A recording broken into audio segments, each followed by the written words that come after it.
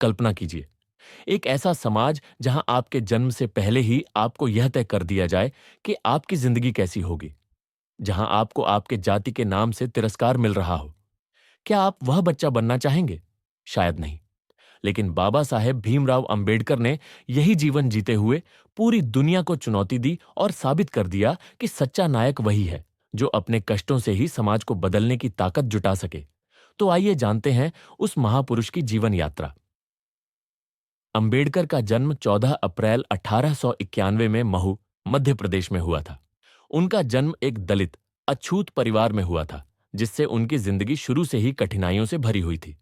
उनके पिता रामजी मलोजी सकपाल ब्रिटिश सेना में एक सैनिक थे और मां भीमाबाई एक गृहिणी थीं। परिवार में 14 भाई बहन थे, लेकिन अधिकांश का बचपन में ही निधन हो गया। हालांकि अंबेडकर का जीवन बहुत कठिन था, लेकिन उनके पिता ने हमेशा उन्हें शिक्षा की ओर प्रेरित किया, जो बाद में उनके जीवन का सबसे महत्वपूर्ण हिस्सा साबित हुआ।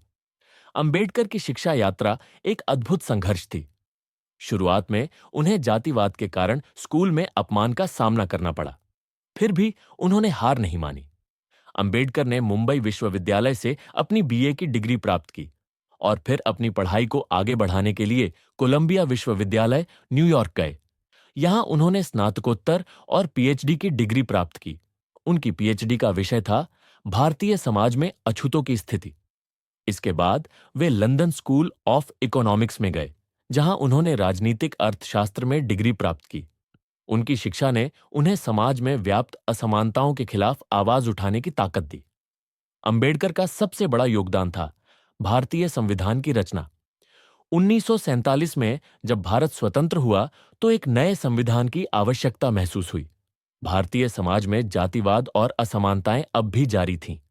अंबेडकर ने इन असमानताओं को समाप्त करने के लिए भारतीय संविधान में समानता, स्वतंत्रता और बंधुत्व के सिद्धांत को शामिल किया।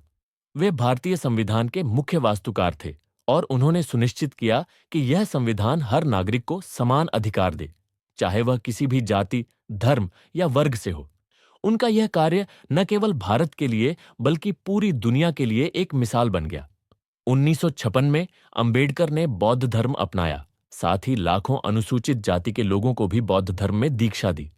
उन्होंने यह कदम इसलिए उठाया क्योंकि वे मानते थे कि हिंदू धर्म में जातिवाद की जड़ें बहुत गहरी हैं और केवल धर्म परिवर्तन के जरिए ही समाज में समानता लाई जा सकती है।